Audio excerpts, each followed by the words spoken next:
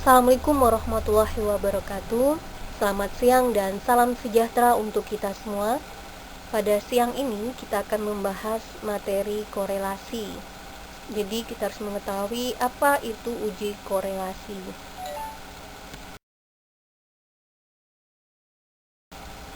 Pengertian korelasi. Korelasi adalah salah satu teknik analisis dalam statistik yang digunakan untuk mencari hubungan antara dua variabel yang juga bersifat kuantitatif. Sebagai contoh, hubungan alienasi dengan motivasi berprestasi pada pegawai layanan publik. Contoh ini merupakan hubungan antara dua variabel. Variabel X-nya adalah alienasi dan variabel Y-nya adalah motivasi berprestasi. Selanjutnya, contoh yang kedua, hubungan antara pola asuh dengan perilaku prososial pada remaja. Variabel X-nya adalah pola asuh, variabel Y-nya adalah perilaku prososial. Dan contoh yang ketiga, hubungan anonimitas dengan kecenderungan melakukan agresi verbal pada pengguna media sosial. Ini juga terdapat dua variabel. Variabel pertama, anonimitas dengan kecenderungan melakukan agresi verbal pada pengguna media sosial. Yang keempat, hubungan antara perilaku overprotektif orang tua terhadap penyesalan diri remaja. Ini juga dua variabel. Pertama, variabel X-nya adalah perilaku overprotektif orang tua dan variabel Y-nya adalah penyesuaian diri remaja. Selanjutnya, pengertian statistik korelasi. Statistik korelasi yaitu suatu cara atau metode untuk mengetahui ada atau tidaknya hubungan linier antar variabel. Dan apabila terdapat hubungan, maka perubahan-perubahan yang terjadi pada salah satu variabel X akan mengakibatkan terjadinya pada perubahan variabel lainnya atau variabel Y. Istilah tersebut juga dapat dikatakan dengan istilah sebab akibat, dan istilah tersebut menjadi ciri khas tersendiri dari statistik korelasi. Selanjutnya, apa manfaat analisis korelasi? Analisis korelasi digunakan dalam menyatakan tentang derajat antara kekuatan dengan hubungan variabel, sehingga dapat mengetahui hubungan variabel dengan mendeskripsikan tentang gambaran yang akan bermanfaat. Macam-macam korelasi. Korelasi memiliki jenis dengan tingkatan yang telah dikenal, yaitu 1. Korelasi sederhana, 2. Korelasi parsial, dan 3. Korelasi ganda. Jenis-jenis uji korelasi. Nah, uji korelasi ini tidak sembarangan karena juga dilihat dari jenis data. Maka jenis-jenis uji korelasi ini terdiri dari 4. Pertama, korelasi product moment. Kedua, korelasi poin biserial. Ketiga, korelasi serial. Dan yang keempat, korelasi rank order. Agar tidak salah dalam menentukan teknik korelasi, maka kita harus memahami jenis-jenis datanya. Berikut pedoman memilih teknik korelasi. Jika data adalah bersifat data nominal, maka teknik korelasi yang digunakan adalah koefisien kontingensi. Namun, jika data berbentuk ordinal, maka teknik korelasi adalah Spearman rank dan Kendall tau. Namun, jika jenis datanya adalah data interval dan rasio, maka teknik korelasi yang digunakan adalah Pearson product moment, korelasi ganda, dan korelasi parsial. Untuk menerapkan koefisien korelasi antara dua variabel yang masing-masing mempunyai skala pengukuran interval, maka digunakan korelasi product moment yang dikembangkan oleh Karl Pearson. Rumus korelasi product moment ini ada dua macam, yaitu korelasi product moment dengan rumus simpangan atau deviasi, 2. Korelasi product moment dengan rumus angka kasar. Korelasi product moment dengan rumus simpangan deviasi. Rumusnya adalah REK sama dengan sigma E kali Y dibagi akar sigma E kuadrat dikali sigma Y kuadrat. Dalam hal ini Rxy adalah koefisien korelasi antara variabel X dan Y. X adalah deviasi dari mean untuk nilai variabel X. Y adalah deviasi dari mean untuk nilai variabel Y. Dan sigma Xy, sigma X dikali Y merupakan jumlah perkalian antara nilai X dan Y.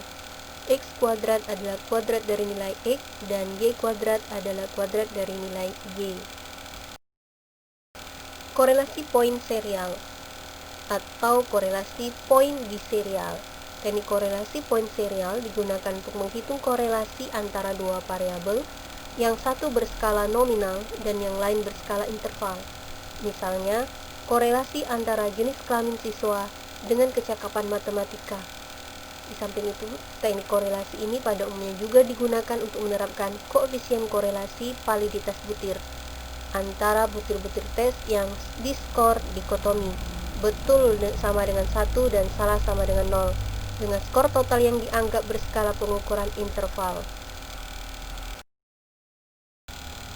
Apabila gejala yang berskala nominal tersebut diskor secara dikotomi, maka sering disebut korelasi poin biserial atau disebut dengan simbol RP bis. Rumusnya adalah sebagai berikut. RP bis sama dengan M1 dikurang M2 dibagi standar deviasi total dikali akar P dikali Q.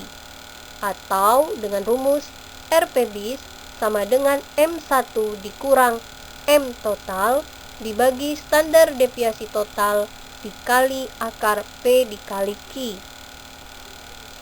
RP bis adalah koefisien korelasi poin biserial. M1 adalah mean gejala interval kelompok 1. M2 adalah mean gejala interval kelompok 2.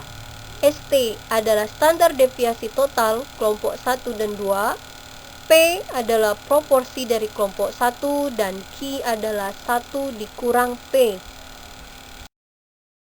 Agar tidak salah dalam menentukan teknik korelasi, maka kita harus memahami jenis-jenis datanya. Berikut pedoman memilih teknik korelasi. Jika data adalah bersifat data nominal, maka teknik korelasi yang digunakan adalah koefisien kontingensi. Namun, jika data berbentuk ordinal, maka teknik korelasi adalah Spearman rank dan Kendall Tau. Namun, jika jenis datanya adalah data interval dan rasio, maka teknik korelasi. Rumus korelasi serial adalah R ser sama dengan sigma OR dikurang OT dikali M dibagi standar deviasi total dikali sigma OR dikurang OT dikuadratkan dibagi P. OR adalah ordinat yang lebih rendah pada kurva normal, OT adalah ordinat yang lebih tinggi pada kurva normal, dan M adalah mean pada masing-masing kelompok. Dan standar deviasi total SDOT adalah standar deviasi total. Teknik korelasi serial ini juga sering digunakan untuk menghitung korelasi, menetapkan validitas butir antara skor butir yang diskor secara dikotomi, dalam hal ini dianggap berskala pengukuran ordinal, dengan skor total butir yang dianggap berskala pengukuran. Teknik korelasi serial yang digunakan untuk menguji korelasi antara skor butir yang diskor dikotomi atau terdiri dari dua jenjang dengan variabel yang diskor interval, sering disebut korelasi biserial atau R-bis. Dan yang keempat adalah korelasi rank order.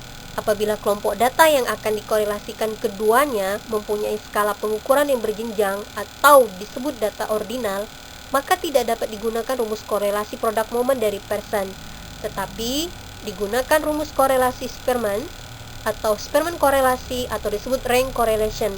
Adapun rumus korelasinya adalah sebagai berikut. Macam-macam korelasi. Suatu korelasi yang telah terjadi antara dua variabel tidak selamanya berupa adanya penambahan nilai variabel Y jika variabel X bertambah. Korelasi seperti ini yang diartikan sebagai korelasi positif. Terkadang ditemukan ada suatu hubungan yang apabila salah satu nilai variabelnya bertambah, variabel lainnya justru berkurang. Hubungan seperti inilah dapat diartikan sebagai korelasi negatif. tidak hanya korelasi positif dan negatif, namun juga terkadang masih ditemukan kasus di mana hubungan antara variabel sangat lemah, bahkan tidak ditemukan korelasi. Korelasi positif. Korelasi positif dapat diartikan yaitu suatu hubungan antara variabel X dan Y yang dapat ditunjukkan dengan hubungan sebab akibat, di mana apabila terjadi penambahan nilai pada variabel X, maka akan diikuti terjadinya penambahan nilai variabel Y. Contoh korelasi positif. Semakin tinggi badan seorang anak, maka berat badannya pun juga akan bertambah pula. Semakin luas lahan yang ditanami coklat, maka produksi coklatnya pun akan meningkat pula. Korelasi negatif. Jika pada korelasi positif tadi adalah untuk peningkatan nilai X dan akan diikuti penambahan nilai Y, korelasi negatif dapat berlaku sebaliknya. Jika nilai variabel X meningkat, maka nilai variabel Y justru mengalami penurunan. Contoh korelasi negatif. Apabila harga barang X sedang meningkat, maka kemungkinan permintaan terhadap barang tersebut juga akan mengalami penurunan.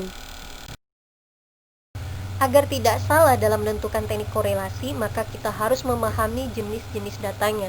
Berikut pedoman memilih teknik korelasi. Jika data adalah bersifat data nominal, maka teknik korelasi yang digunakan adalah koefisien kontingensi. Sedangkan korelasi sempurna biasanya akan dapat terjadi apabila kenaikan atau penurunan variabel X selalu sebanding dengan kenaikan atau penurunan variabel Y. Jika digambarkan dengan jelas, diagram titik atau diagram pencar, titik-titik berderet akan membentuk satu garis lurus dengan hampir tidak ada pencaran. Besar hubungan antara variabel bebas dan variabel tidak bebas tersebut biasanya dapat diukur dengan koefisien korelasi. Simbolnya adalah P, yaitu koefisien korelasi populasi, dan R, koefisien korelasi sampel.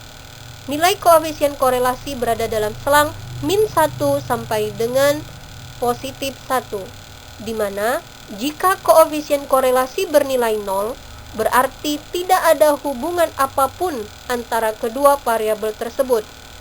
Koefisien korelasi bernilai negatif, berarti hubungan antara keduanya variabel tersebut negatif atau saling berbanding terbalik. Sedangkan koefisien bernilai positif, berarti hubungan antara kedua variabel tersebut positif atau juga dapat saling berbanding lurus. Contoh bentuk korelasi. Contoh korelasi positif. Pertama, hubungan antara motivasi dengan hasil belajar. Jika motivasi belajar siswa tinggi, maka dapat dipastikan hasil belajar siswanya tinggi. Yang kedua, hubungan antara minat belajar dengan keaktifan belajar. Jika minat belajar siswa tinggi, maka keaktifan belajarnya juga akan tinggi. Dan yang ketiga, hubungan antara jam belajar dengan IPK. Jika jam belajar mahasiswa itu baik atau tinggi, maka dapat dipastikan IPK-nya juga akan baik atau tinggi. Sedangkan contoh korelasi negatif adalah hubungan antara kenakalan remaja dengan hasil belajar. Jika kenakalan remaja tinggi, maka hasil belajarnya akan rendah atau menurun. Yang kedua, hubungan antara jam bermain dengan IPK. Jika jam bermain mahasiswa tinggi, maka IPK-nya dapat juga dikatakan rendah atau turun. Pedoman untuk memberikan interpretasi terhadap koefisien korelasi. Jika interval koefisien 0,00 sampai dengan 0,199, maka tingkat hubungannya sangat rendah. Jika interval koefisiennya 0,20 sampai 0,399, maka tingkat hubungannya adalah rendah. Dan jika interval koefisiennya 0,40 sampai 0,599, maka tingkat hubungannya adalah sedang. Dan interval koefisien 0,60 sampai 0,799, maka tingkat hubungannya dikatakan kuat. Dan jika interval koefisien 0,80 sampai dengan nilai 1, maka tingkat hubungannya bisa dikatakan sangat kuat. Itulah tadi ringkasan tentang materi korelasi. Dan sesungguhnya bahwa materi korelasi ini akan lebih panjang dan akan lebih rinci jika dibahas satu persatu. Namun dalam kesempatan ini saya hanya membacakan dari ringkasan korelasi secara umum.